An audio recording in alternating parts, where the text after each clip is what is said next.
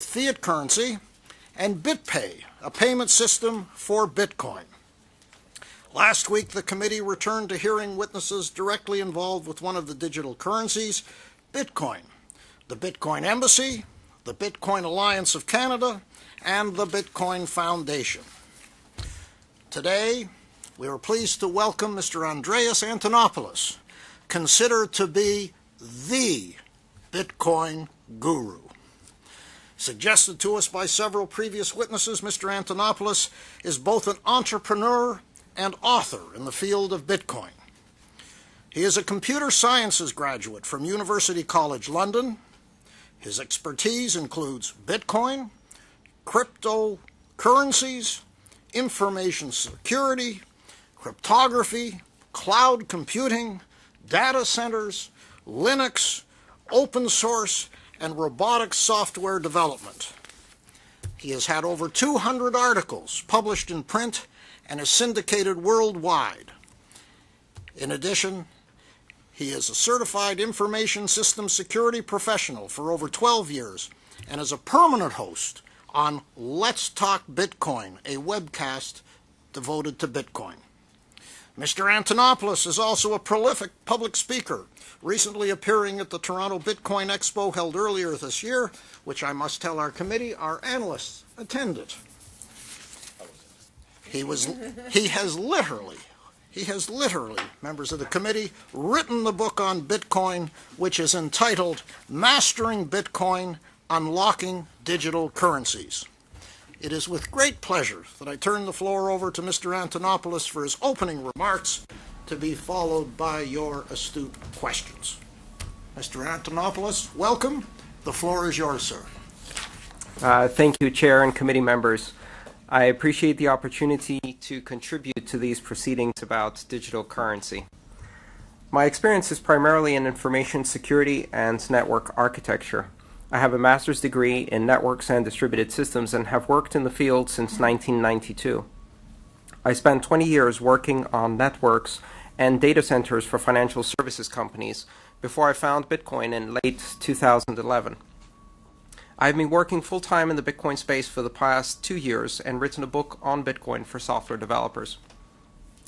Today I welcome the opportunity to talk to you about Bitcoin security, the decentralized architecture that underpins Bitcoin security, and the implications that architecture has for privacy, individual empowerment, innovation, and regulation. Until the invention of Bitcoin in 2008, security and decentralization seemed like contrary concepts. Traditional models for financial payment networks and banking rely on centralized control in order to provide security. The architecture of a traditional financial network is built around a central authority, such as a clearinghouse. As a result, security and authority have to be vested in that central actor. The resulting security model looks like a series of concentric circles with very limited access to the center and increasing access as we move further away from the center. However, even the outermost circle cannot afford open access. In such a security model, the system is carefully protected by controlling access and ensuring that only vetted individuals and organizations can connect to it. The entities near the center of a traditional financial network are vested with enormous power, act with full authority, and therefore must be very carefully vetted, regulated, and subject to oversight. Centralized financial networks can never be fully open to innovation because their security depends on access control. Incumbents in such networks effectively utilize access control to stifle innovation and competition, presenting it as consumer protection. Centralized financial networks are fragile and require multiple layers of oversight and regulation to ensure that the central actors do not abuse their authority and power for their own profit. Unfortunately, the centralized architecture of traditional financial systems concentrate power, creating cozy relationships between industry insiders and regulators, and often lead to regulatory capture, lax oversight, corruption, and in the end, financial crises. Bitcoin and other digital currencies based on the blockchain architecture are fundamentally different. The security model of blockchain currencies is decentralized. There is no center to the network, no central authority, no concentration of power, and no actor in whom complete trust must be vested. Instead, the core security functions are put in the hands of the end users of the system. In this architecture, security is an emergent property of the collaboration of thousands of participants in the network, and not the function of a single authority. In addition to the differences in architecture, there are also fundamental differences in the nature of the payments themselves. Digital currencies like Bitcoin are much more like cash than bank accounts or credit cards. The transfer of value in Bitcoin is a push mechanism, not a pull mechanism, as is the case with credit cards, debit cards, and most other digital payments. A Bitcoin payment is not an authorization to pull from your account. Instead, it pushes the precise payment amount itself as a value token directly to the named recipient. A single transaction does not authorize any future transaction or expose the user's identity. The transaction itself is unforgeable and unchangeable. As a result, Bitcoin payments can be transmitted in the clear without encryption over any network and can be stored on unsecured systems without fear of compromise. Bitcoin's unique architecture and payment mechanism has important implications for network access, innovation, privacy, individual empowerment, consumer protection, and regulation. If a bad actor has access to the Bitcoin network, they have no power over the network itself and do not compromise trust in the network.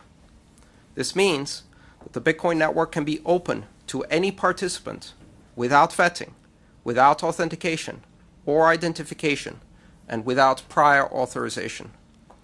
Not only can the network be open to anyone, but it can also be open to any software application, again without prior vetting or authorization. The ability to innovate without permission at the edge of the Bitcoin network is the same fundamental force that has driven internet innovation for 20 years at a frenetic pace, creating enormous value for consumers, economic growth, opportunities, and jobs. Bitcoin's decentralized nature affords consumer protection in the most powerful and direct way by allowing Bitcoin users direct control over the privacy of their financial transactions. Bitcoin does not force users to surrender identity with every transaction and put their trust in a chain of supposedly vetted intermediaries who must be trusted to control access to, securely store, and protect transaction data and vulnerable account identifiers. Bitcoin transactions never expose vulnerable account identifiers, and Bitcoin users can protect the privacy of their transactions without relying on or trusting any intermediaries. Because in Bitcoin trust is not vested in central actors, there is no need for centralized regulation and oversight. When properly architected, Bitcoin financial services are not vulnerable to central point of failure, which would necessitate heavy-handed oversight and regulation. Instead, the power lies with the end user, whose interests are most aligned with the protection of their own funds. While individual Bitcoin wallets can be targeted and compromised, if not properly secured, the Bitcoin network does not suffer from centralized systemic risks. Contrary to popular misconception, Bitcoin is not unregulated. Rather, several aspects of the Bitcoin network and financial system are regulated by mathematical algorithm. The algorithmic regulation in Bitcoin offers users predictable, objective, measurable outcomes, such as a predictable rate of currency issuance. These outcomes are not subject to the whims of centralized institutions or committees, which are both corruptible and often placed outside of democratic oversight. A Bitcoin user can predict the monetary supply 30 years from now, instead of hanging on the nuanced intonation of a single adjective by some high official of central banking who can dramatically change an entire country's monetary velocity a week hence. Bitcoin's decentralized architecture does not easily conform to the expectations and experiences of consumers or regulators because there has never been a large-scale, secure, decentralized network before. The combination of decentralization and security is the novelty at the heart of Bitcoin. In trying to understand consumer protection, oversight, audit, and regulation of Bitcoin, there is a risk that many will try to apply familiar models of the past to this new digital currency system. These models are all centralized and designed to provide regulation and oversight of centralized financial networks. Centralized solutions will be easier to understand and seem familiar. However, they are both inefficient and unsuitable for this new form of decentralized financial network. I urge you to resist the temptation to apply centralized solutions to this decentralized network. Centralizing Bitcoin will weaken its security, dull its innovative potential, remove its most disruptive yet also most promising features, and disempower its users while empowering incumbents. Consumer protection will not be achieved by removing Bitcoin's built-in privacy characteristics. Demanding user identifiers and adding access control mechanisms on top of the Bitcoin network, and then trusting those identifiers to a chain of intermediaries, will only replicate the failures of the past by introducing single points of failure into a network that has none. We cannot protect consumers by removing their ability to control their own privacy and then asking them to entrust it in the same intermediaries who have failed them so many times before. Most failures in Bitcoin security are the result of misguided attempts at centralization and removing control from the users. In the new decentralized financial network, we have the opportunity to invent new decentralized security mechanisms. Based upon innovations such as multi-signature escrow, smart contracts, hardware wallets, decentralized audit, and algorithmic proof of reserves. These are the new decentralized regulatory and security tools that are most appropriate for a decentralized digital currency. Thank you for the opportunity to address this committee. Well, thank you, Mr. Antonopoulos, for your opening remarks. They have clearly resonated, stimulated a number of questions. But before I turn it over to senators for questions, I thought I just might make an observation. In your remarks, you have told the committee that the decentralized security model of blockchain currencies is indeed secure, and that Bitcoin financial services are not vulnerable to central points of failure which would necessitate oversight and regulation. And as a result, as I hear you, you've come to the conclusion that this currency should be left hands-off by the government and other regulatory bodies, and I quote, "Centralizing Bitcoin will weaken its security." While listening very closely to your comments, I couldn't help but observe that you make absolutely no mention of illegal activity supporting a cryptocurrency like Bitcoin. And I was surprised that you make no mention of money laundering, terrorist financing, or other possible misuses from because of the anonymous and open nature of Bitcoin. I think you stated in your presentation that Bitcoin network can be open to any participant without vetting, without authentication or identification, and without prior authorization. I suspect that the misuse or the potential misuse of Bitcoin for nefarious purposes is very much a concern to Canadians as well as to this committee. Would you have any comments on that? And perhaps it may want to be picked up by some of the senators in their questions as well. Absolutely. I believe that there is a great misconception in the idea that Bitcoin use is anonymous or that the network itself is anonymous. On the contrary, the central public ledger allows any participant to observe all transactions that occur on the network.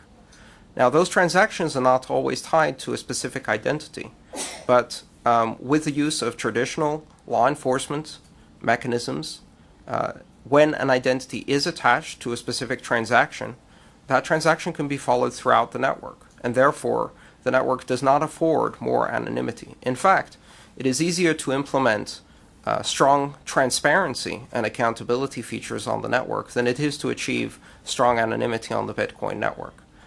Furthermore, I think Bitcoin is not a very convenient network for such uses. The vast majority of such activities really occur with cash, in fact, with the US dollar. And I don't see Bitcoin as the primary vehicle for illicit activities of that type. I see the tremendous potential for the use of Bitcoin among the more than 6 billion people in the world who have very limited access to international currencies, international credit markets, and international trade. And I think that use far outweighs the tiny minority that might put such currencies to illicit use. Well, thank you for those comments. And with that, I'm going to start with my list. Yes. to ask any question, try to explain how it all works, so we can try that? Or When it's his turn, we will turn it over to him for that.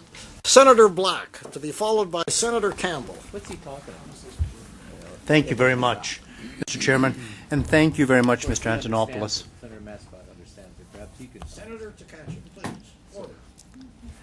Thank you very much, Mr. Antonopoulos, for being here. I'm finding very real interest in what you have to say. Let me outline, first of all, what I'm hoping to come to understand from you. I'm interested in coming to learn what is needed to ensure that this innovation can continue to develop. So that's my premise, right or wrong.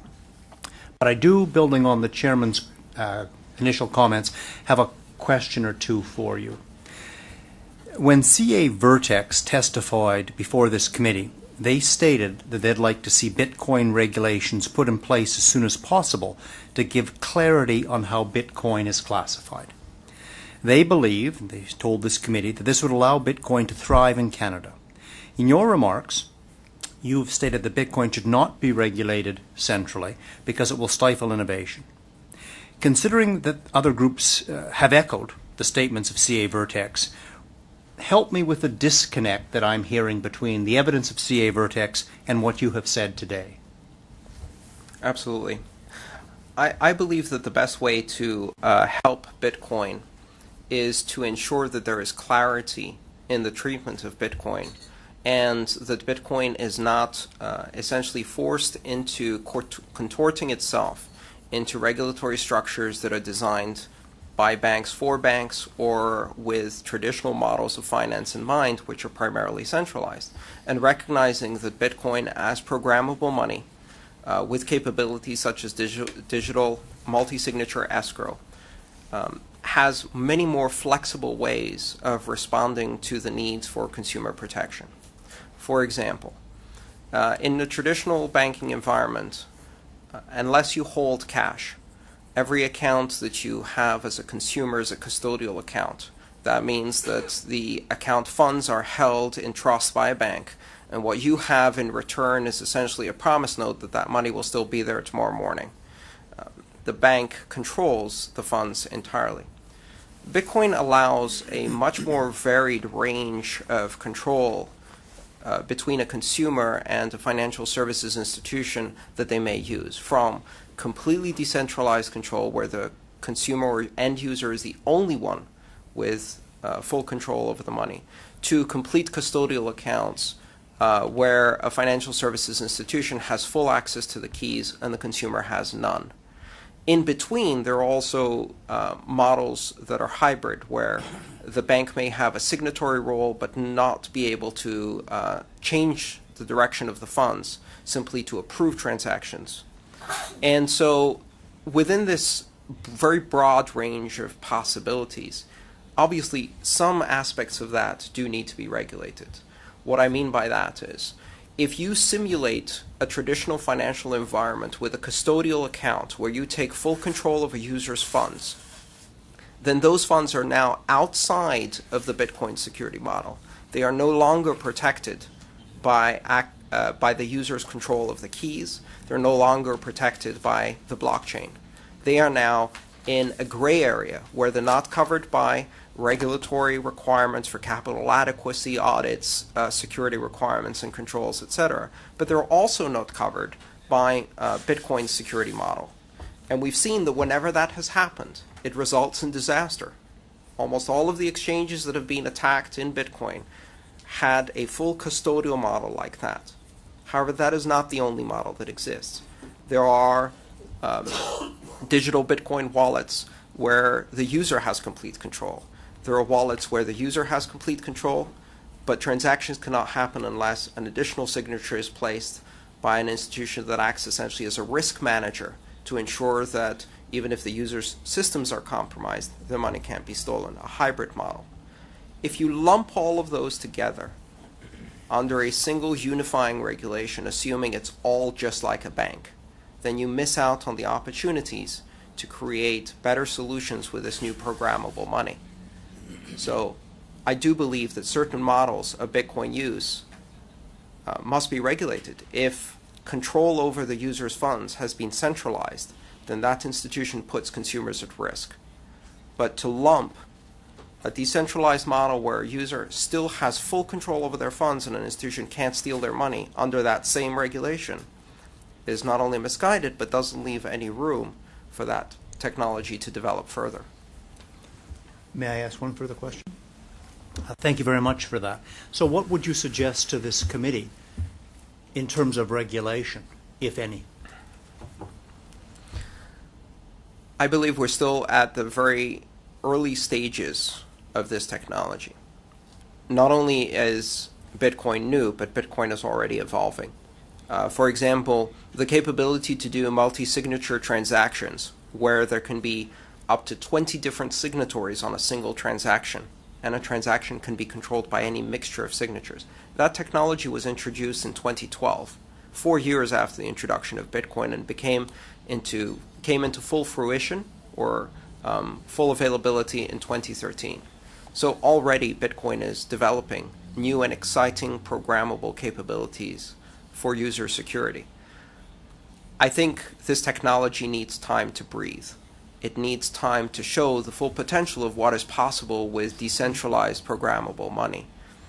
Until that time, I think opening up those possibilities by making clear distinctions where the technology allows it between centralized and decentralized modes of operation, for example, understanding those nuances can create niches where new players can come into the financial services market and introduce innovation, competition, and quite honestly, disruption into the banking industry by trying out new models for consumer protection, which in my opinion are superior to the ones we have today. So your answer is what in terms of what this committee should do, if anything?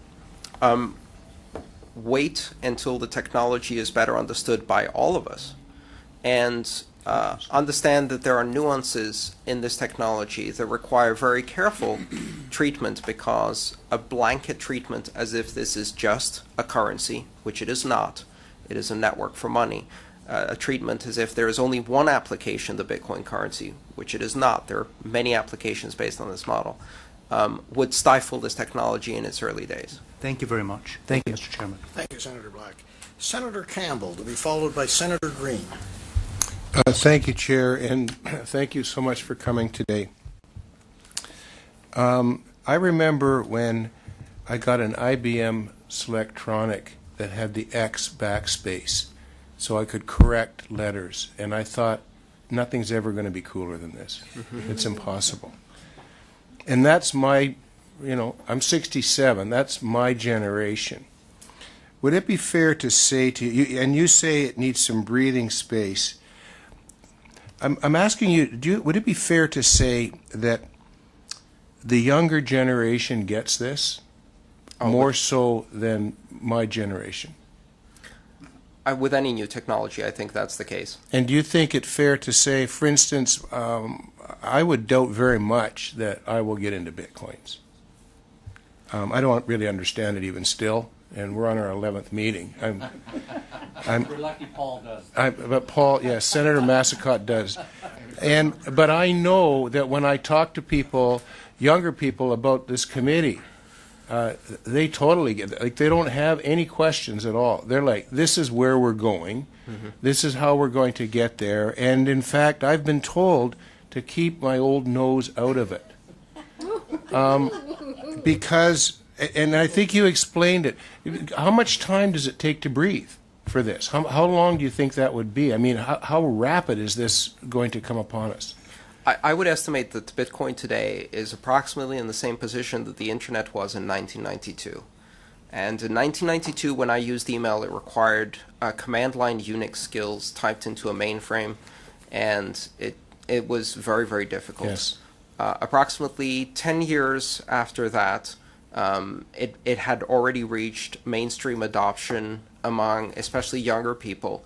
And almost exactly 20 years after that, my mother got her first iPad and was able to send her first email. It took some while until the technology went from something extremely esoteric that was only the purview of someone working in a computer science department, until my mother could do it with a swipe of her finger, and she's a self-acknowledged technophobe. And so it may take some time. What I can tell you for sure is I think this one's going to be about 3 times faster. And that's because we're not deploying physical infrastructure, and we already have the internet as a medium on which we can spread this technology. So I believe that within 8 years we're going to see very mainstream applications that are going to be much easier to use and secure, that will allow consumers to use Bitcoin in a way that feels very comfortable. And at the moment, we're not there. Okay, just one more question. The question I have is that if you don't need any centralized oversight, who provides? You say, well, the front end user and the end user control the whole thing. If there is nobody finding out who is the front end user, how can we be so sure that we won't see ISIS or one of these other whack job crews use this as a method of transferring money around the world? I firmly believe that the possibility for positive use of this technology so far outweighs the very small possibility for negative use of this technology. The truth is that ISIS is probably using pallets of money that they stole from allies during their reign of terror, and not Bitcoin. I think it's really a matter of understanding that to limit a technology that has the possibility of bringing economic inclusion to billions of people who do not have it today, in the same way that cell phone technology allowed entire nations to leapfrog the landline and land in a technology realm and achieve communications that would be unthinkable. Bitcoin can do the same for banking and finance. And it can empower billions of people around the world in areas such as remittances, international finance, international credit, accessing liquidity, accessing loans, and things like that. And as with any technology, this technology will reflect society. And there will be a tiny minority who will try to use it for evil. But I have full faith that the law enforcement capabilities, properly exercised, can follow funds on Bitcoin just as they can in the normal financial networks, probably more so than they can in traditional financial networks. Furthermore, I think Bitcoin is the most open and transparent of cryptocurrencies. There are already 500 others, and I believe that if Bitcoin is not given the opportunity to work in a way that empowers people, eventually criminals will move to far more stealthy and far less open currencies and use those instead. Okay, thank you very much for coming today. I very much appreciate it. Thank you, Chair. Thank you, Senator Campbell. Senator Green, to be followed by Senator Massicott. Thank you very much for coming. This is, without question, the most interesting topic we've looked at since I've been a member of the committee, and I'm just amazed by it. One of the things I was thinking about last night as I was reading your paper, the idea that occurred to me was that, and I want you to comment on it, is that Bitcoin and related currencies is not hackable because there is a nothing to hack. Is that a true statement? And I wonder if it is, if you could explain that in very simple terms, because I imagine there are a lot of people watching this. Individual Bitcoin wallets, my wallet, can be hacked. And in fact, we see examples of that. The system as a whole cannot be hacked. And the reason I say that with confidence is because over the last 5 years, and especially recently in the last year and a half, with value transferred over that network exceeding $5 billion US, there has been no shortage of people trying to hack Bitcoin. In fact, if anything, what we've seen is that Bitcoin has changed the very dynamics of cybercrime and hacking. It has escalated the attacks. It has created a target for hackers that is extremely fluid, that resides on people's computers, and they have tried to take advantage of that. I know that Bitcoin can't be hacked simply because many people have been trying nonstop for the past 5 years and can't hack it. So there's a very big difference between the system as a whole, which is a dynamic system that responds to hacking attacks, and individual wallets. And I think you see a very similar development timeline as with the internet. I remember a time when groups of hackers could take down Yahoo for a day, and Microsoft and Google, and they don't do that anymore. No. And that's not because they stopped trying. It's because a dynamic system that is constantly exposed to threatening stimuli will develop resistance and will become more and more resistant to these types of attacks. A concept often called anti-fragile. It becomes dynamically stable and resistant to attack. And Bitcoin is not static. It continuously evolves, and it continuously deals with attacks better and better over time. Thanks very much. It's very interesting.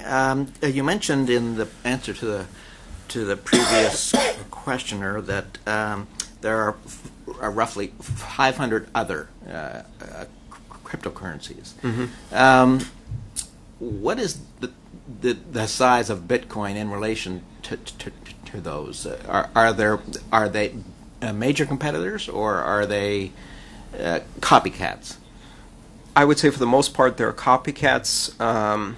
My personal opinion is that the allocation of cryptocurrencies in terms of market size, adoption, users, etc., follows a long tail or power law curve, where the vast majority is concentrated in a few top, maybe a handful of currencies, and then you have potentially a tail that stretches out to encompass thousands of smaller currencies. And the dynamic of being able to create currencies at whim creates an environment where there will be literally thousands, possibly tens of thousands of currencies in the future. Only a handful will have economic viability and market value, but that doesn't change the nature of it. In my opinion, people will create currencies the way they create internet memes. So in many cases, they will be internet memes, and we've seen that happen in currencies. So what's happening here is a laboratory of evolution and innovation where new ideas are tested, and some of the best results of that are often catastrophic failure on a small scale that informs future designs for Bitcoin. It's amazing. Do you foresee a time when, in the interests of economic development or what have you, that a nation state decides to forego its own currency and adopts Bitcoin? That's a difficult question because I think the very nature of currency is changing. And so I think the, if you like, economy or organization that is adopting the currency is the internet, and that's a transnational entity. I think that has even more important implications for the future than national currencies.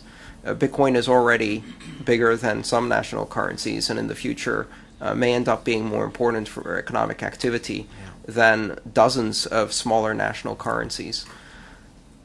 I do foresee that in the future national central banks may utilize blockchain technology to underpin a national digital currency. Great. Thank you. Thank you, Senator Green. Senator Massicott, to be followed by Senator Wells. Thank you, Chair. Thank you for being with us. It's obviously very interesting and also very useful. Let me follow up on the question from our chair.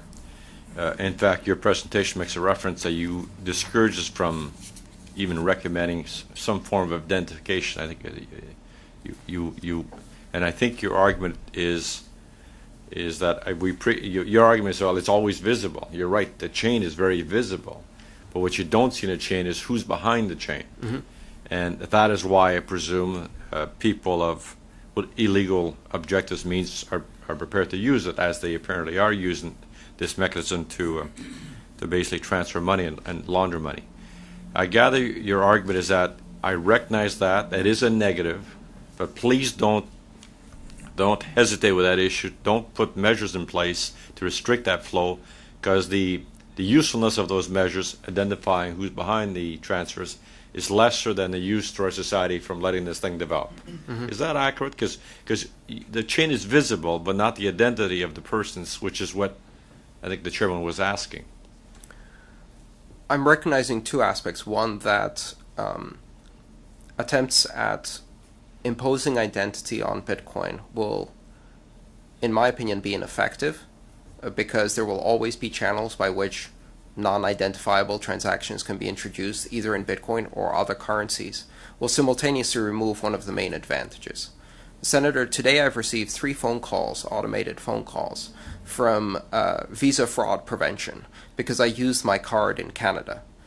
They've been calling me all day.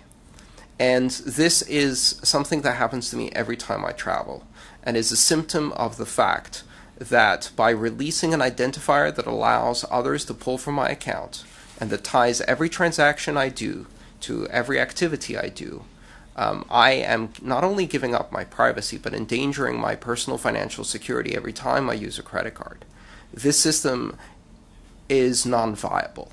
I watch every few weeks on the news that yet another group has had 50 million consumer credit cards and identities lost. And for the average consumer, that means months of identity protection and risk. These are the intermediaries who handle our identities. And what we have seen over the last 2 decades is that protecting information security systems in such a way that we can prevent these types of thefts is not possible. The mistake is tying identity to every transaction and creating systems that can continuously draw from our accounts.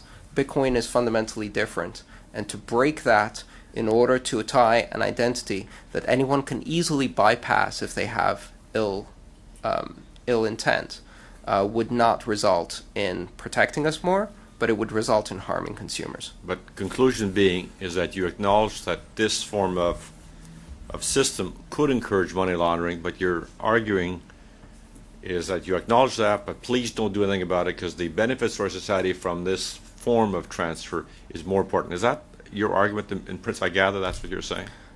My argument is that the invention of blockchain technologies actually allows any of these systems to be used for ill intent without identity, and there's nothing that can be done to stop someone from using them. Or should even try to stop it. I think that would harm the vast majority of people who do good with it. Okay. I know. Now let me talk to you about, I guess we're a little bit older than you are, but and every time we achieve certain points in life, if you look, I look at central banks, because that's, I guess, we're a banking committee. They come across with new theories every 20, 30 years about either money supply or money growth or control inflation. That's all. They're control currency. And we always learn 30, 40 years later, well, sorry, we got it wrong.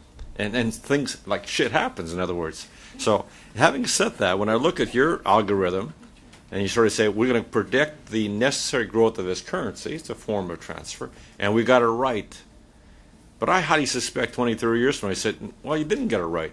Now, clue me in. What's the 1 or 2 things you got wrong when you say that, when you project the future? Where's the 2 things of weakness you say, I could have got it wrong, and here's where I may have gotten wrong?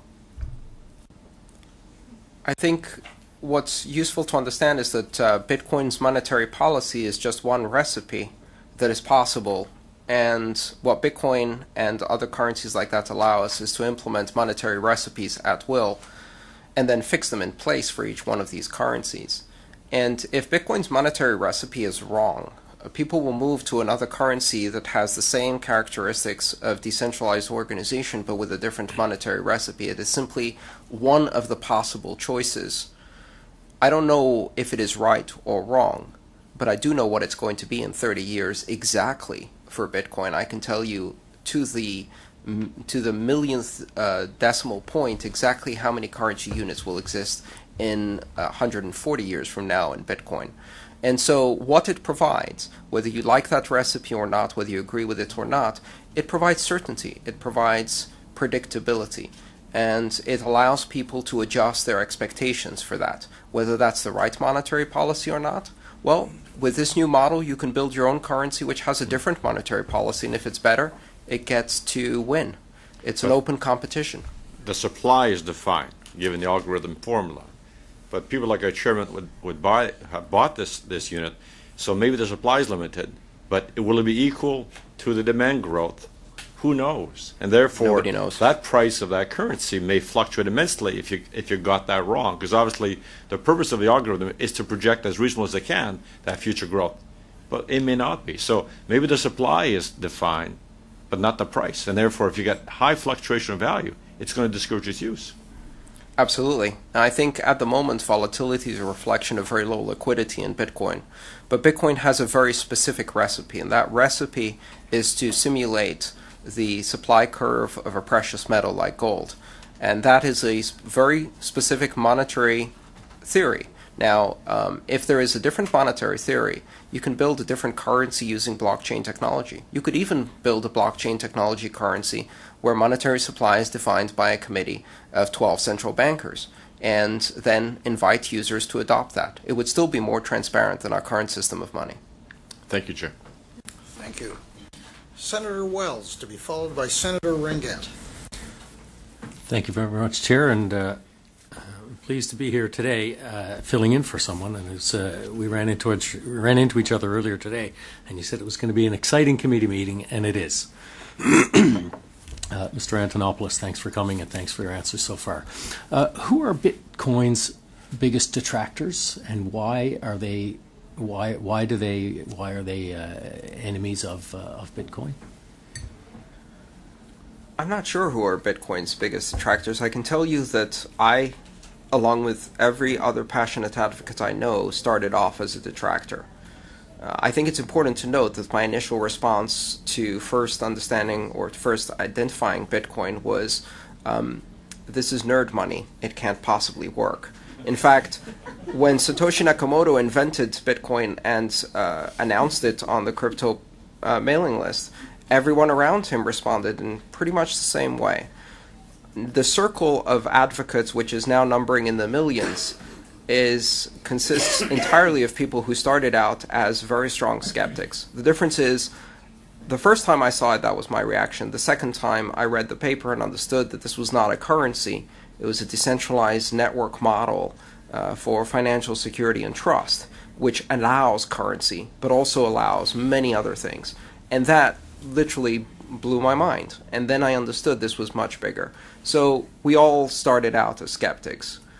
I don't know if all the skeptics become advocates over time, but I do see that most people who look at Bitcoin carefully very quickly understand that there's a lot more than meets the eye to this. So what would be Bitcoin's biggest threat to growth? Would it be having people overcome fear of their unknowns? Would it be the security aspect, the level of technology available, or the individual nodes that might not have the security that the whole system has? I think there are some very significant security problems related to the ownership and control of Bitcoin keys and Bitcoin wallets for the end user. The simple truth is that we've been doing information security for a handful of decades, and as an industry, that industry is not very effective at doing it, whether that's trying to protect credit card numbers or Bitcoin for the end user. The nice thing about Bitcoin is that that risk is compartmentalized so that there is no systemic risk. Over time, I think we're going to see the development of more secure mechanisms like hardware wallets, such as the ones that are beginning to appear in the market today.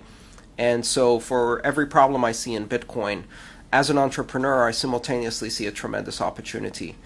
I think if you go back and look at the history of disruptive technologies like this, in 1994 there were dozens and dozens of articles about how the internet would fail because no one would be able to ever find anything on the internet.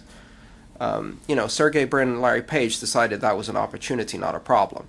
I think with Bitcoin, each one of these problems also is possibly a very innovative new financial industry that can offer solutions. Okay, thank you. I have one more question, Chair, if I may. So, of the millions of users of Bitcoin currently,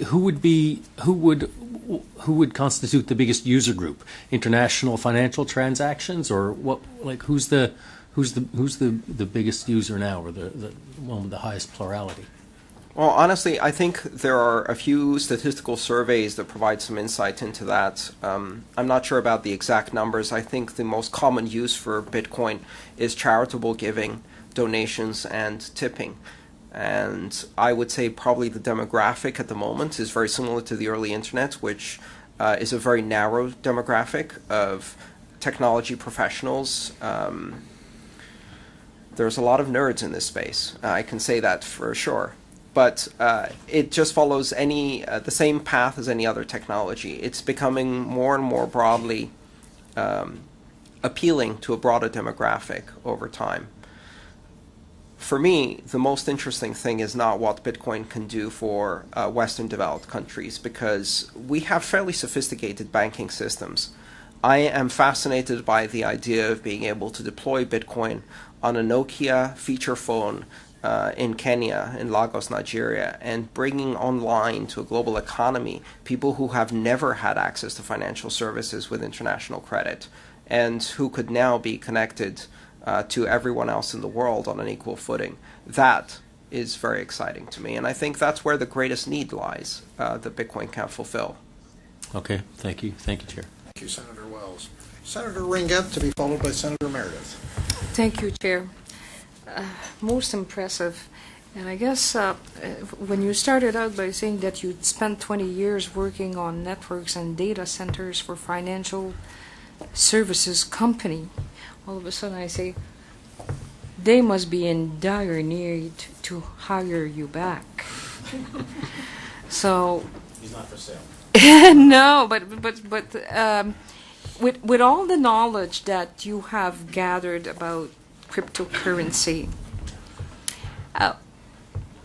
what would be your guesstimate to develop and create a similar cryptocurrency? I'm not sure I understand the question. Well, there's, as you said, there's like 500 different currency on the networks. What would be the cost to develop and create a similar cryptocurrency as Bitcoin? Well, every day somebody decides that Bitcoin isn't the correct answer, and they have a better one, and they go ahead and choose to try and build a better cryptocurrency. The thing that blockchain technology has done is it's taken the very natural inclination of people to create currency as a form of language, as a form of expression of value, which exists in every society, whether it's from prehistoric times with beads and feathers to modern times with company money, company scrip, and all the forms of currency that existed before federal, nationalized, monopoly money. That possibility of not only creating a currency, but that currency being instantly, from its creation, global, secure, fast, predictable, and transparent. That capability means that now a 10-year-old can create a currency, and that currency can be as secure as the currency created by a monarch, a few centuries ago. So just like the internet brought desktop publishing and communications into the hands of individuals and enabled a capability that previously was the purview only of those who had football field-sized printing presses, the blockchain technology has democratized access to currency creation. And as a result, anyone with the impulse to create currency for reasons serious to reasons that are completely trivial can now do so. And that currency is instantaneously global, secure, and unforgeable. And without cost. And without cost. In fact, you can go onto a website and create the Ringgit coin today for a fifth of a tenth of a Bitcoin, and for a very small amount in any case. And very soon that will be free. And I do anticipate that you will see coins created by children, by performers, by entertainers, by football teams, and most of these will only have entertainment effect or entertainment value, but some of them will surprise us and cross into the realm of economic value. So it changes the fundamental relationship between individuals and the use of currency as a form of expression. Second question, and I have okay. You said while individual Bitcoin wallets can be targeted and compromised, if not properly secure, how can one properly secure its Bitcoin wallet? With great difficulty right now and great technical skill, which is one of the issues that needs to be addressed over the next many years in order to make Bitcoin more accessible to mainstream users. Right now, it's difficult to do so because our computer systems are not designed to secure money that has taken pure digital form and resides on, say, your iPhone or your desktop computer. For experts and specialists, there are new devices that come out, for example, wallets that are completely embedded in hardware, small devices that you plug into your computer where all of the Bitcoin keys are held only on that device. I actually print out my Bitcoin keys on paper, and I put them in a fireproof safe, and I store a second copy in a bank safe deposit box, which is ironic because I'm securing my Bitcoin by putting it in the vault of a bank. But that making it physical actually allows me to impart the greatest form of security that I know how to use, because physical security is something that we're familiar with. Information security is actually being accelerated because of Bitcoin, and a lot of innovation is happening in that space, which is very exciting. Okay. Third question. You indicated that a person could acquire a loan in Bitcoins, and how would one go about that? Well, there are already organizations that are implementing a concept called peer-to-peer lending, which exists in the traditional currencies. For example, in the traditional currencies, there are companies like lendingclub.com, where I can go out and make a loan to a fellow American, and they will end up paying a lower interest rate than a credit card, and I'll actually get an interest rate that's higher than I would with a certificate of deposit. And if I diversify my loans enough and only invest a small amount in each loan, I can suffer a pretty low default rate. That model can now be taken global, and I could lend money with Bitcoin, and there are companies already doing this, to someone anywhere in the world. And in fact, in that case, I would invest perhaps in 2,000-3,000 different loans, so that default on one loan wouldn't affect my entire amount, and diversify my risk that way. This has tremendous implications for worldwide credit, because it not only allows people in the developing world to source credit, but it also allows people in the developed world to invest their money directly with the borrowers, without intermediaries, at much lower cost. Well, and it's already happening. Yeah, but you have an intermediary. You have this organization that kinds of directs what you're prepared to loan, and the people that are wanting to acquire a loan. So you have this. Today we do. Yes, indeed. But with Bitcoin, this is one of the tremendous things that's happening, is that many of the traditional financial services can now be redesigned and re-envisioned in a completely decentralized fashion without intermediaries. This concept of disintermediation, or removing intermediaries, and connecting directly buyers to sellers, consumers, lenders to creditors, consumers to merchants, without intermediaries, is the magical power of Bitcoin. That's what this invention has allowed us to do without having to establish trust first. So with Bitcoin, we can have a completely decentralized market for credit and lending that is simultaneously global, near instantaneous, and that allows access to a vast pool of credit. And that's a very exciting prospect. Okay. What would, from your perspective, and Chair, it's my last question, if Canada would move forward and put some regulation, as some witnesses have asked of us, and that the world did not follow.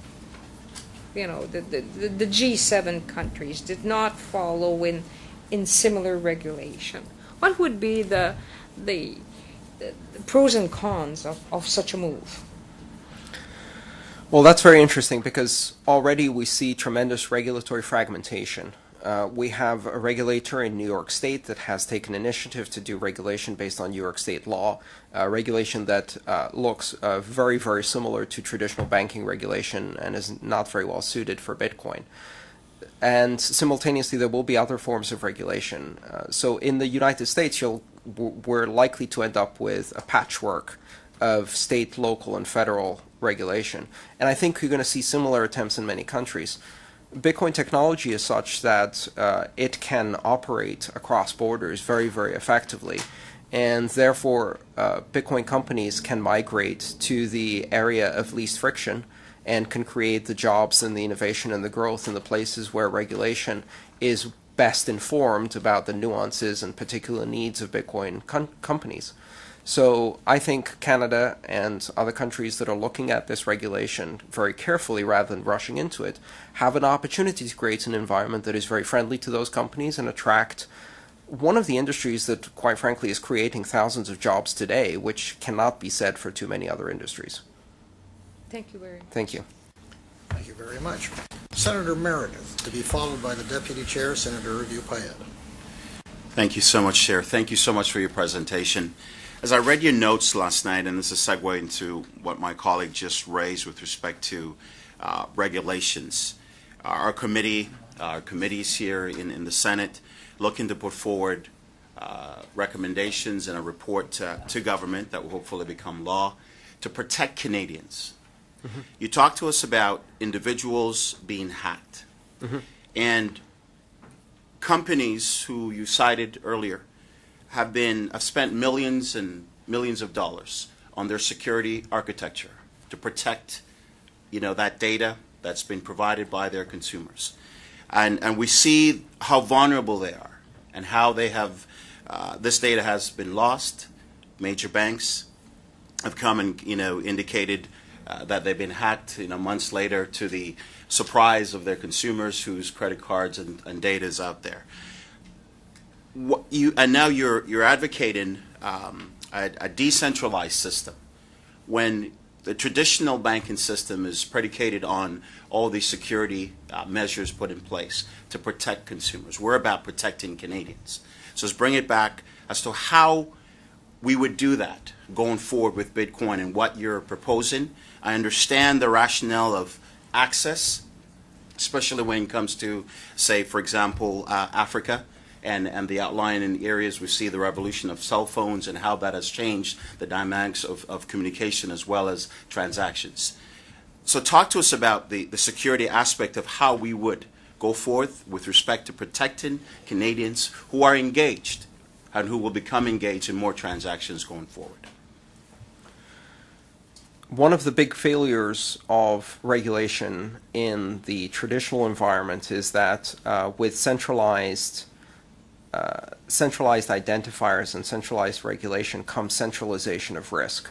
So when an organization such as Home Depot or Target is hacked and they lose 60 million consumer identities, the reason that represents such an enormous impact is because they were storing 60 million user identities in the first place. And instead, if each one of those 60 million consumers had to be individually attacked, targeted, and hacked successfully, the possibility of that happening is much, much lower. So the advantage of a decentralized environment is that there is no central repository, motherlodes, cache, vault, where everyone's identity is stored and therefore everyone's identity can be attacked at the same time. Bitcoin proposes a different model where the risk and the control are pushed out and put in the hands of the users. And the result of that is that it makes a system that is much more resilient to systemic risk. However, that means that the user themselves have enormous power, and with that they have enormous responsibility. that control exposes them to individualized risk. How do we mitigate that risk, though? That risk is already being mitigated by innovations. So on the one hand, you have this increased exposure of the individual one by one, but on the other hand, we have programmable money. So the fact that it is programmable money allows us to invent completely new models for security, whether those are specialized devices that control keys and never expose them to an internet environment, whether that is multi-signature transactions, where in order to release funds, a number of signatures are required to release those funds. Now, those signatures could belong perhaps to two different devices that the user carries, so they simultaneously need to authorize a transaction from their laptop and their mobile phone, which gives them a greater degree of security. You could have secondary or tertiary controls stored on paper or on a device that's kept offline in a vault at home, in a fireproof safe, whatever. Those are really the very basic things we're doing right now. But based on this technology, we're already seeing companies that are providing services to consumers, where they will look at every transaction a consumer is making and provide a third signature to authorize that transaction based on a risk assessment. Now, in that case, that company has no custodial control over the funds. They can't take the user's funds. All they can do is sign or not sign that transaction. They're providing a risk check, and just that. These are very interesting models we've never explored before because neither the user had enough control and the network was not open enough to allow this type of experimentation and access. The technology underlying it wasn't flexible enough. So I have great faith already just in the last 2 years as this technology has gone mainstream. The amount of innovation around that exact problem has accelerated tremendously, and we're gradually, I think, beginning to win in terms of protecting end-user wallets.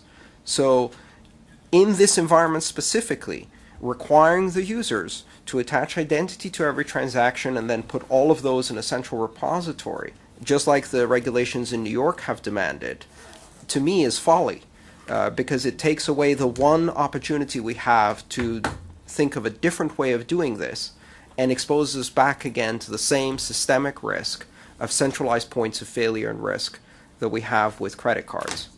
So I'm hoping that the market is allowed to develop these solutions.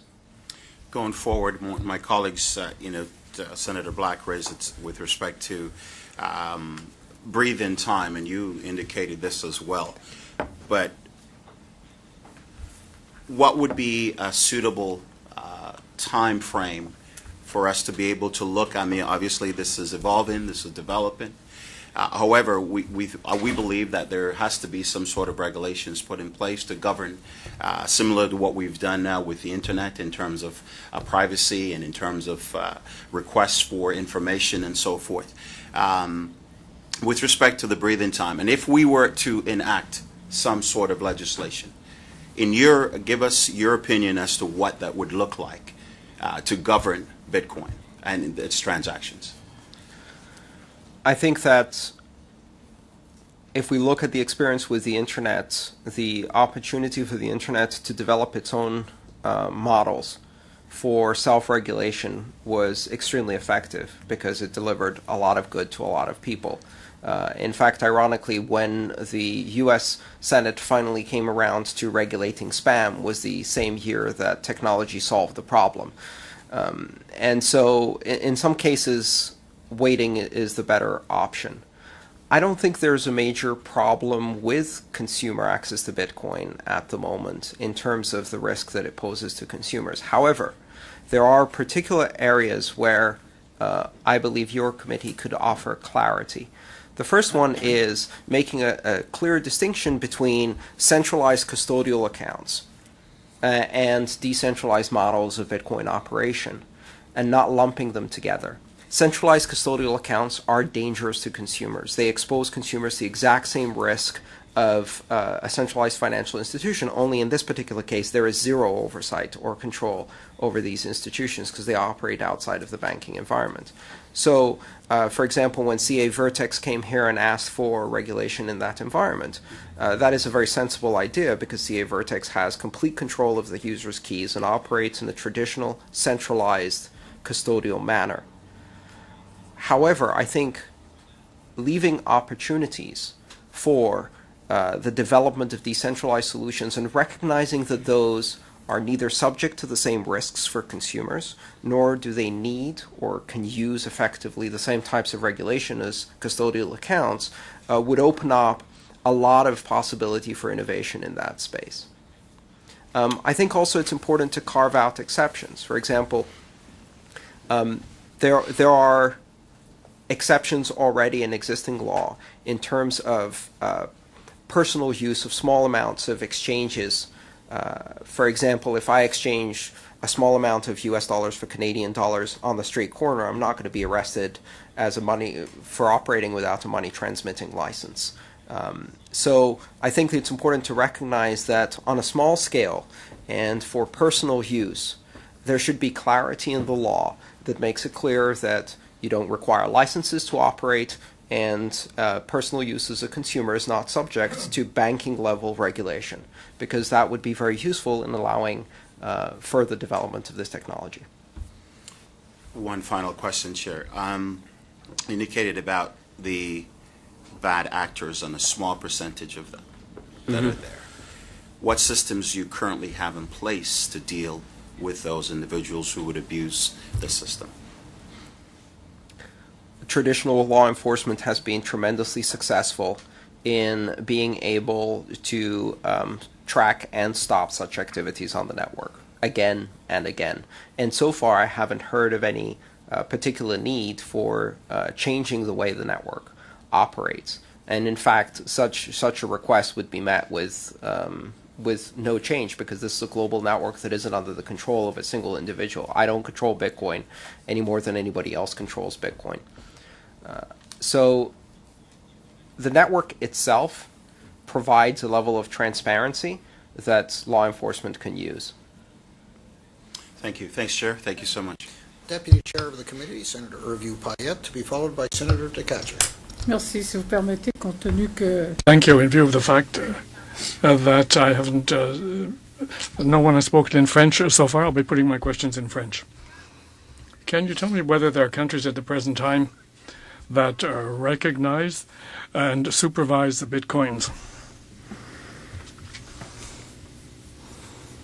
I believe that there are several countries in which Bitcoin use has been recognized in many different ways at different levels of the legislative process or judicial process, in terms of recognizing, in fact, that Bitcoin is money, that it is subject to the same rules and regulations around taxation and operation, that with it also carries certain liberties such as freedom of association and freedom of expression. And so within many countries, Bitcoin fits comfortably within the existing system for currencies. However, I don't know that that has required specific legislation, or that any country has legislated specifically for Bitcoin. Une très courte question sur une question. A very short question on a matter that was raised previously. If Senator Ringgit were to issue a Ringgit coin this week, and if our chair had his Bitcoin for a number of months already, I'd like to know what the value of one in relation to the other would be. So the various currencies that exist out there are related to each other based on a free-floating market rate. And that market rate is determined by trade between individuals on exchanges where those currencies can be sold and bought for each other. This is exactly the same mechanism with which the exchange rate between the Canadian dollar and the US dollar is determined, or between any currency in the modern world. So all of these currencies have a free-floating market value. I would argue that with that, if there is very low liquidity in that market, it will be very difficult to establish a price that is representative of the value of that currency, and price discovery will be difficult and in fact will lead to very, very large volatility. As Bitcoin and other currencies get larger, the volatility decreases. In fact, the volatility of Bitcoin today is not at all dissimilar from the volatility of oil during the first decade of the discovery that oil could be used as a substitute fuel instead of, say, whale oil that was used at the time. We see this with new technologies where as the market develops, it starts off with tremendous volatility. But over time, as the amount of volume and liquidity in the markets increases, the volatility is reduced until these currencies become extremely stable.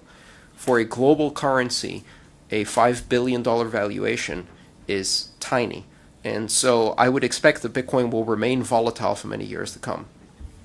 Bon, moi, je pense que le sénateur Reguette. I think that Senator Ranguette can give some thought then to this $5 billion. There was a subject that was discussed, namely the matter of security in the use of bitcoins. We are parliamentarians here. We are doing this study within a parliament that, after this particular committee, I'll be sitting on the finance committee. I'd be interested knowing when it comes to the control that governments might be able to exercise. If all operations are conducted in Bitcoin and the value is constantly changing, how would a government be able to exercise its fiscal power? Well, the citizens of that government would exercise direct control over the currency through their own purchasing decisions and through ownership control over their own units of currency. So in many cases, as I mentioned before, Bitcoin is not unregulated. It is regulated both by mathematics as well as dynamic markets that exist among its participants and users. Both the price of Bitcoin, its value in commercial transactions, and the use to which it's put is managed directly by the end user, and those end users arguably are the same constituents. So if the constituents can apply direct control over the currency, they will do so. Ouais, ma dernière question aussi. My last question then.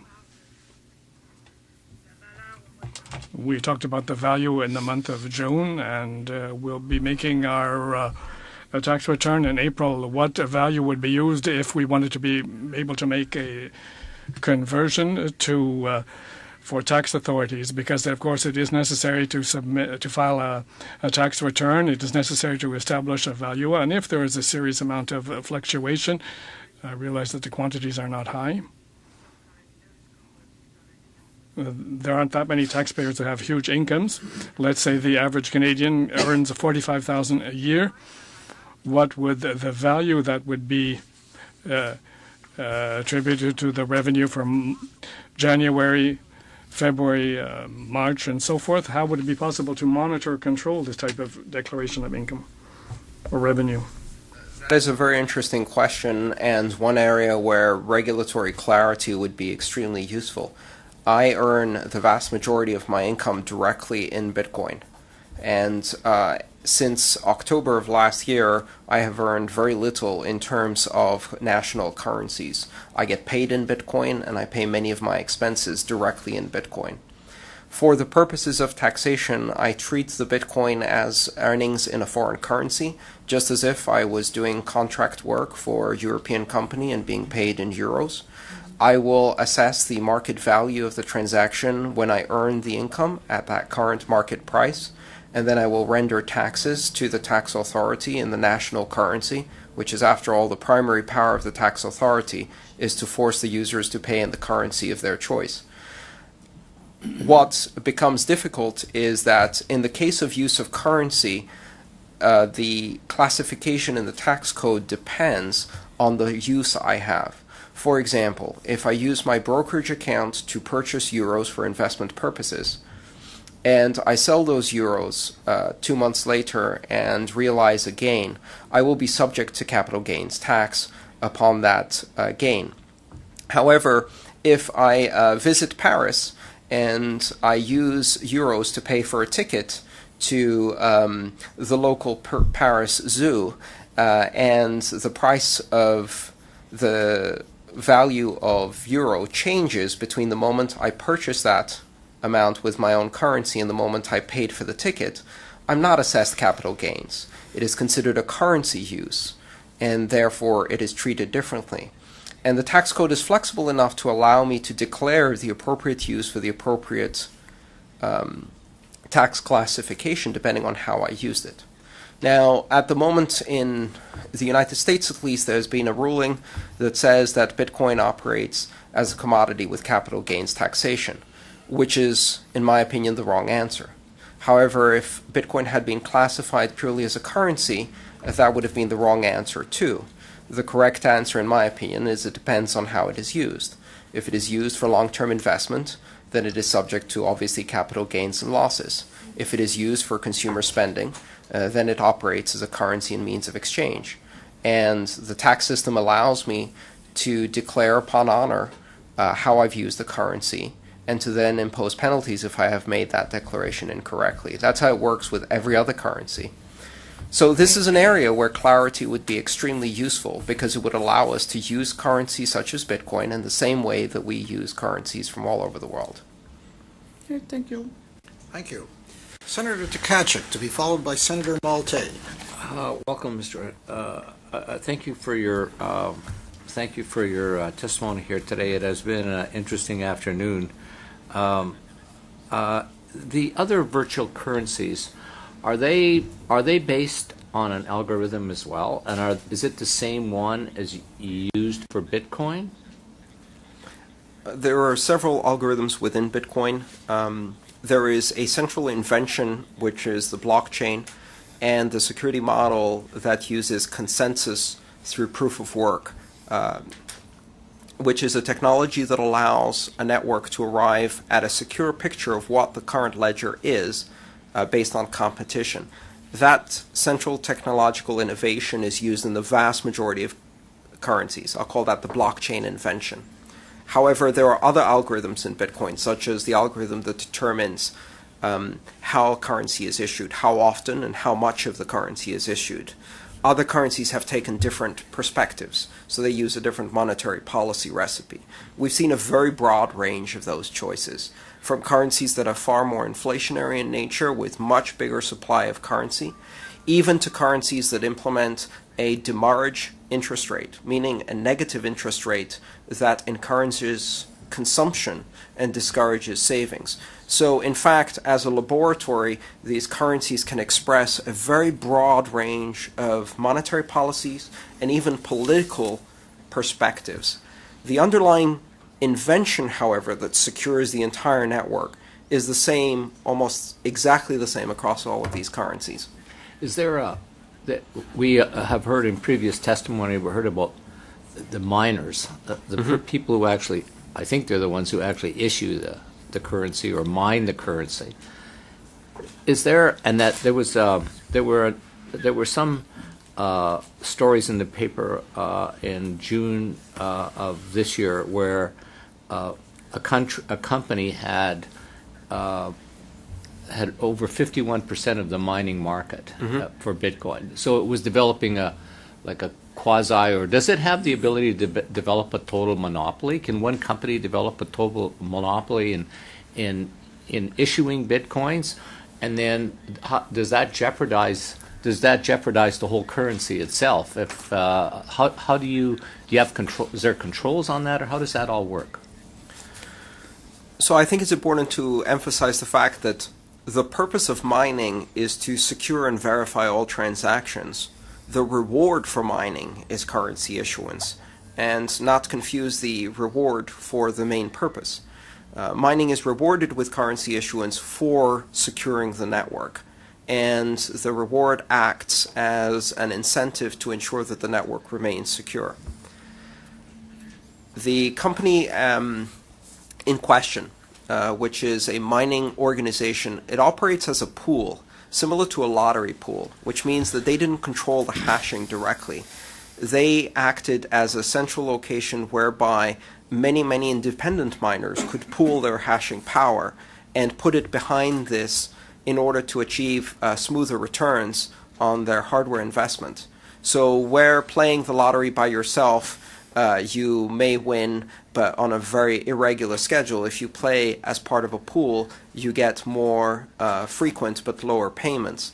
In a similar way, because mining is a competitive function, individuals do not fare well. They get very volatile payments, so instead they pool their actions together.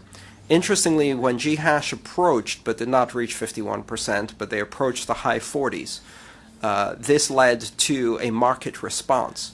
And the market response was such that individual miners, recognizing the potential risk to the reputation, at least, of the network, although I don't believe it was a serious technical risk, withdrew their mining capacity from that pool operator and redirected it to other pool operators.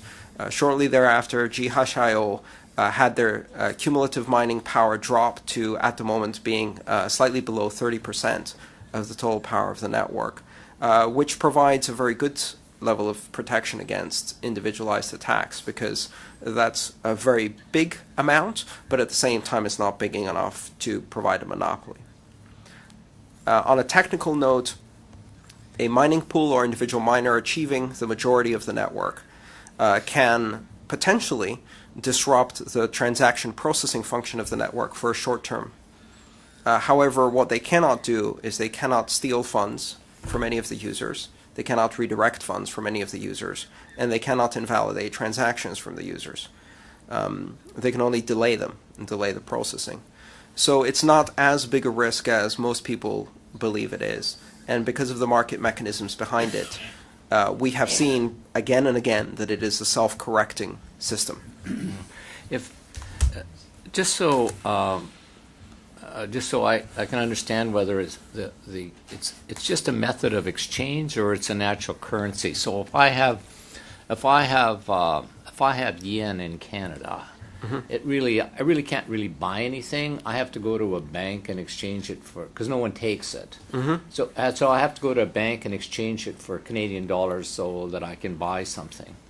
And so and it's the same in each country. So and in each country those dollars have certain values. So even though my Canadian dollar trades up and down as compared to the US dollar, and so does everybody else, I still deal in Canadian dollars. And it basically stays the same for Canadian products unless it depends heavily on imports and all the rest of it. So does the virtual sphere itself have its own sort of stability? In other words, when something is priced in Europe for 1 Bitcoin and I have 1 Bitcoin, can I buy that for 1 Bitcoin even though the value of that Bitcoin has changed in relation to the currency of my country or the American dollar? The exchange rate between Bitcoin and individual currencies such as the euro, Canadian dollars, US dollars, etc., has sufficient liquidity that, in fact, arbitrage is possible between the various exchanges, meaning that the purchasing power of 1 Bitcoin is the same no matter what the national currency. The fluctuations are minuscule, because any serious fluctuation, if I could buy Bitcoin cheaper for Canadian dollars and then sell it more expensively for US dollars, that creates an immediate opportunity for arbitrage between the two markets, and that's exactly what's happening. In fact, arbitrage in Bitcoin in many cases is even more effective because the Bitcoin can be transferred between exchanges almost instantaneously and across borders, whereas in traditional financial markets, moving money like that takes a bit longer. So the differences between national currencies even out very, very quickly, and there are no fluctuations. My Bitcoin purchasing power, while volatile overall, is the same across any national currency. So can you see a time, or is that where we're heading, where internationally things will be priced in Bitcoins and bought and sold in Bitcoins, no matter what's happening underneath to national currencies, only because you save so much money in exchange and all the rest of it? Is that where we're going? Is that where we're heading? I believe in the long term, Bitcoin will be stable enough in terms of volatility that it will be possible to price things directly in Bitcoin. at that moment, Bitcoin becomes almost a universal currency in terms of its utility across the internet. At least on the internet, that would make it extremely competitive against national currencies, both in terms of ease of use and flexibility. And so I would expect that to happen. However, I think we're several years away before the volatility of the currency is such that things can be priced directly in Bitcoin. Okay. Could I have time for one little more question? Bitcoin can be stored. So when, say, Senator Gerstein, when he buys, I don't know where he keeps his where does he keep his Bitcoin? Where is it? Do you keep it in your own wallet, or do you keep it? Is there a virtual wallet where you keep your Bitcoins? You can do that? So this may be a tiny bit too technical, but I'll provide you with some insight anyway, which is that the Bitcoin are actually not stored by individuals. They're stored on the network, on the public ledger. So the public ledger knows who has all the Bitcoin. What Senator Gerstein has is the keys which allow him to sign for transactions, essentially signatory control over those funds. He unlocks it. To unlock them. How you store the keys depends. There are many ways to store the keys. Effectively, they're just numbers. So for my protection, I actually print those out on pieces of paper and put them in a physical medium. I also have keys that control smaller amounts of Bitcoin, kind of spending change, if you like, on my mobile phone. I have some on my desktop, and I also have some on hardware devices that I'm trying out. But the vast majority I keep printed out on physical copies because it's more secure. Those can't be hacked. You actually need to break into my house. As you know, companies will do, or businesses do, so many multiple transactions. They may do thousands, millions a day, for all I know. Can Bitcoins adapt to that? Can you pay payroll of 1,000 people or 500 people or 200 people easily with Bitcoins and do the deductions and all the rest of it without, or is it an Not only issue? can you do that, People are doing it. but a medium-skilled programmer can do that in a few hundred lines of a programming language like Python, accessing the entire financial network and instructing it to do that, which is fascinating. But not only that, but they could do that with transactions to 1,000 people living in 100 different countries, which is almost impossible to do with today's money. So if you try to do payroll, and there are many companies in the technology space. For example, Google pays tens of thousands of affiliate companies for advertising revenue, and the cost to them to paying these companies for that revenue across the world is enormous. So the possibility of automating that and using a single currency for electronic payments, it can be done. It can be done extremely fast. It can be done extremely efficiently, and it can be done globally. I like it. Cheaply, too. I like it. And very cheaply. Senator Malte, please.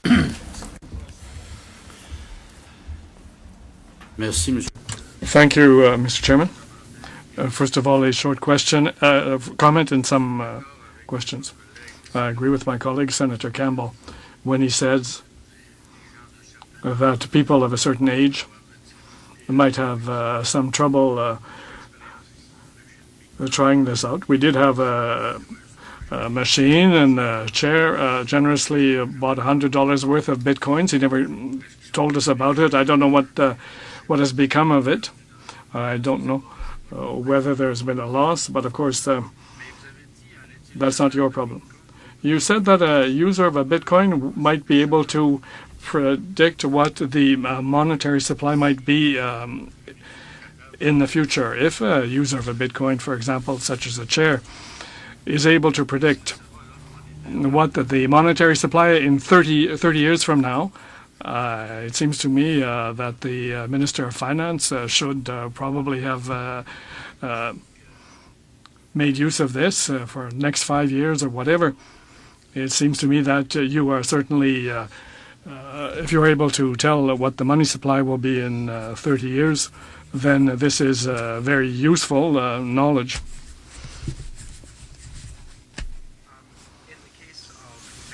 Specifically, because it is designed to simulate the extraction of precious metals in its progression, it is in fact, entirely possible to predict with very high accuracy exactly how much currency will be available on the market at a specific period of time. Now, that doesn't necessarily mean that that supply will meet the demand or that that is the correct supply. It's just that we know what that supply will be. I would argue that today we can predict to a very high degree of accuracy what the supply of gold will be over the next year, because it has now been extracted at a very predictable rate. So similarly with Bitcoin. On that particular point, I think that any insurance company actuary, when they establish an annuity over a period of 30 years, for example, are able to make a good prediction for the figures that will probably turn out to be quite realistic. So they don't need a Bitcoin in order to make to establish what the money supply will be in 30 years. They're able to make an extrapolation. It's a very simple mathematic formula, and this can be done by an actuary. But there's a question that I find quite puzzling. Do you think that the Bitcoin system it would duplicate the present banking system? The banks are able to adapt to any type of new technology, and the World Banking Association, I think when it comes to capital, are probably investing more in technological research on digital currency than Bitcoin could ever be. Bitcoin is, or rather the invention behind Bitcoin, the blockchain technology, is an invention that will have a substantial influence over the future of banking. In fact, I have had several discussions with banks that are very interested in using similar systems in order to create more efficient networks within the banking system. For example, today, a lot of clearing operations, such as those for worldwide fund transfer or clearing stock and equity purchases, are handled by intermediaries. Bitcoin would allow banks to handle those in a decentralized network by simulating the same technology as Bitcoin on their own. Furthermore, banks in the developing world are very interested in using Bitcoin to extend services to areas where they can't deploy infrastructure. I think very similarly to how telecommunications companies at first were somewhat threatened by the internet, but now run their entire networks on top of the internet.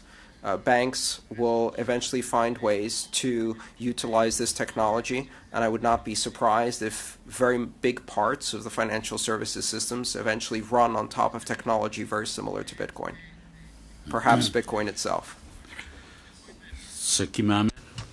And this leads me to ask you then, do you not have the impression that you were swallowed up before you even came into existence, because the banks will never, ever let you have so much operating scope? I'm not talking just about Canadian or American banks. I'm talking about banks in the world. I don't think that the banks will let this go by without reacting. I realize that this is quite successful. Young people are very enthused about it, but I don't think that banks are going to let themselves be dispossessed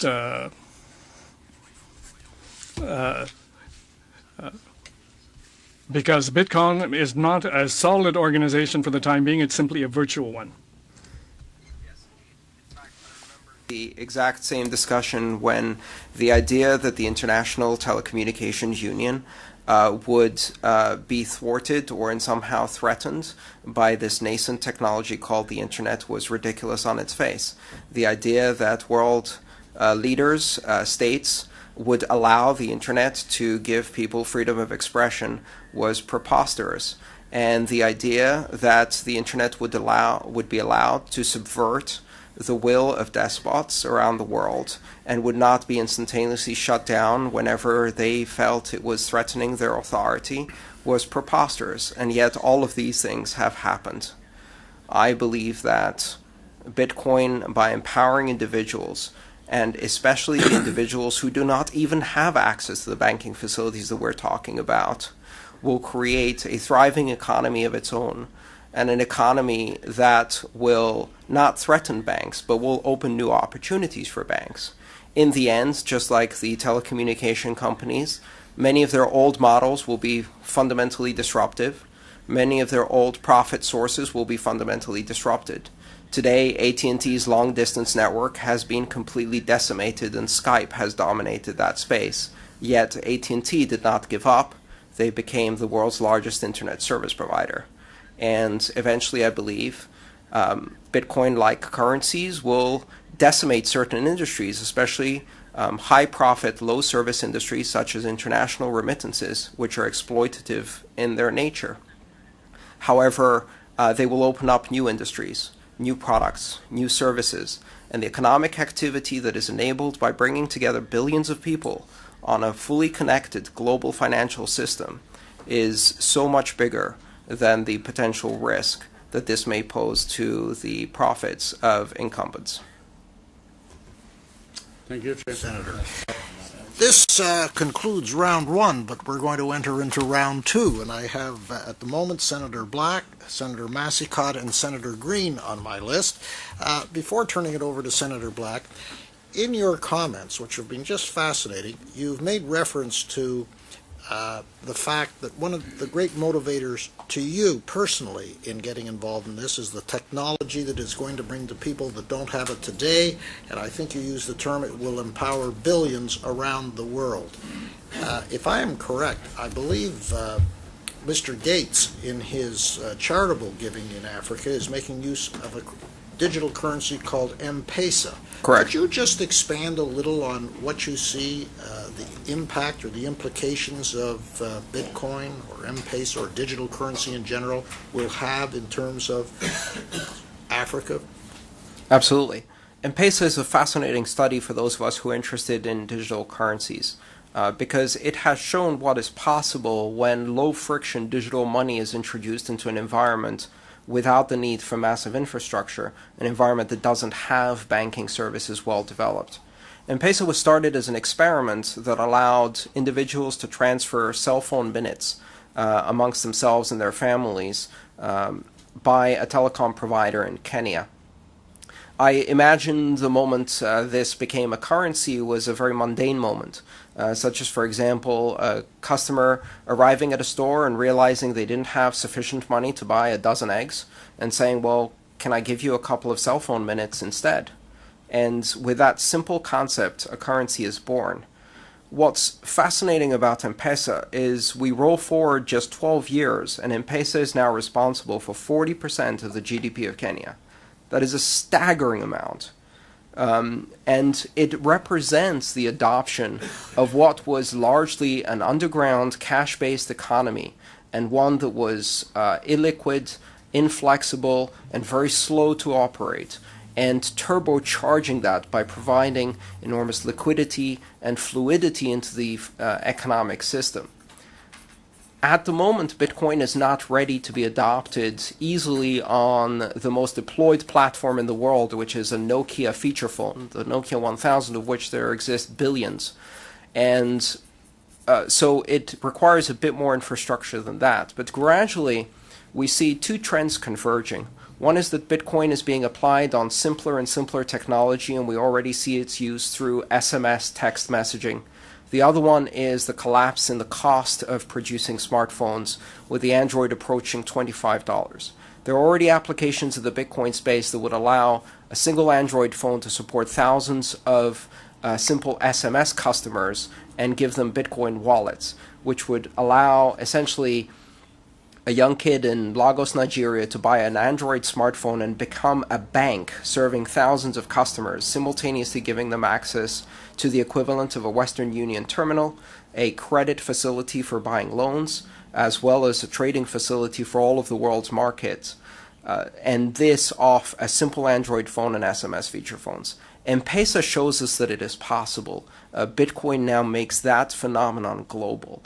And when we talk about the unbanked, the World Bank estimates that 2.5 billion people are completely unbanked, living in cash-based societies. However, that vastly underestimates the problem, because if you look at the types of banking facilities we have in the Western world, the ability that I have to access a brokerage account with access to any of the international markets, to convert any currency I want without controls, to transmit money to any country in the world I want, again, with very little controls, and to use it as a simple consumer is very, very, very far removed from what most people have. And so if you look at the unbanked as those who have a single currency only closed account that doesn't have access to international markets, credit, or trading capabilities, more than 6 billion people in the world live with that kind of banking. And 2.5 billion of them are completely unbanked. Bitcoin can change that environment dramatically in less than a decade. Thank you. Senator Black, to be followed by Senator Massicotte, please. Thank you very much, Mr. Chairman. I'd just like to, again, thank you for this contribution. It's extremely helpful. I want to move to just a couple of final points that I want clear in my mind. I want to take from your comments arising from what Senator Ringett asked, that we have been exploring through this hearing the opportunity that may exist for Canada for innovation if we get this right. Mm-hmm. Can you succinctly tell us what you think that opportunity is? Well, I think there are two aspects to this. One is the pure research and technology innovation capabilities that might exist in the Bitcoin sphere. One of the things I like to emphasize is that Bitcoin is not just money for the internet, and to look at it simply as money for the internet is to miss the point. Bitcoin is the internet of money. Currency is just the first app. Currency is an app running on a decentralized trust network based on the blockchain technology, which means that many other apps will exist.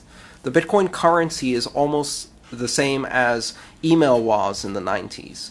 It enabled the growth of the internet. It was the killer application that made it viable and worthwhile for people to get involved. But it couldn't possibly open our eyes to the endless possibilities that came afterwards. The web, we couldn't envision that in the early 90s, or even Facebook and things like that today, and Twitter. So Bitcoin, the currency, is just the tip of the iceberg. It is the proto-technology that really brings this decentralized network of trust to consumers. But there will be other apps, and it's already evolving at a tremendous rate. So from a pure research and innovation perspective, I think it's incredible. The other thing is to think about the possibilities of extending banking services. And even though Canada has a highly banked population, there are still pockets within this country. I know that in the US, close to 18% of the population have very limited banking capabilities. And that is probably true of most developed nations. There are pockets within this country where people have very little access to banks. I think the combination of doing primary research and innovation in these new technologies and opening banking to reach different corners of this country and disadvantaged parts of the population, that is a very potent combination, especially if we take advantage of the international aspects of this currency. Thank you very much. And one last question, if I may, Mr. Chairman. How did New York State get it wrong? I think they got it wrong in many ways. First of all, by rushing to regulate very soon, but more importantly, by regulating Bitcoin in exactly the same way that the banking system currently operates and failing to see the distinctions between Bitcoin and the current system. The only analogy I can think of is if in the proto-internet, the Federal Communications Commission in the United States had decided that the internet was simply a sophisticated form of CB radio and required a license from every website operator. And such an outcome would have almost certainly destroyed the internet industry in the US. However, because of the enormous need for such a tool, it would not have affected the internet industry everywhere else. It would have simply pushed that innovation elsewhere. I think treating Bitcoin as a proto-bank account with some fancy features is to miss the point, and regulating it then as such completely stifles it. It puts it immediately into the playing field of incumbents, it ties them up in the same kinds of regulations, and it forces us to behave more like a bank when its unique characteristic is that it isn't a bank. Thank you very much. Thank you, Mr. Chairman. Thank you. Senator Massicotte, to be followed by Senator Green. Thank you again.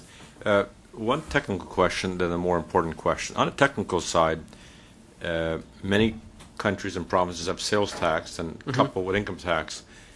For the merchants using your currency, is there a software already in place? I know for my dollar census, cash registers gotten pretty sophisticated.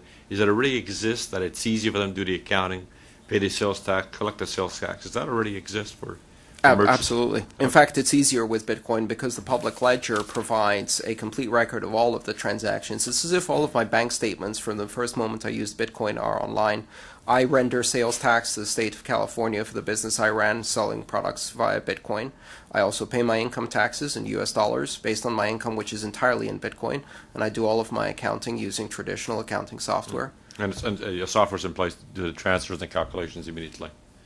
Yes, although it is rather cumbersome at the moment because the modalities are quite different. For example, in my normal banking, traditional banking if you like, I have a handful, 4 or 5 different accounts.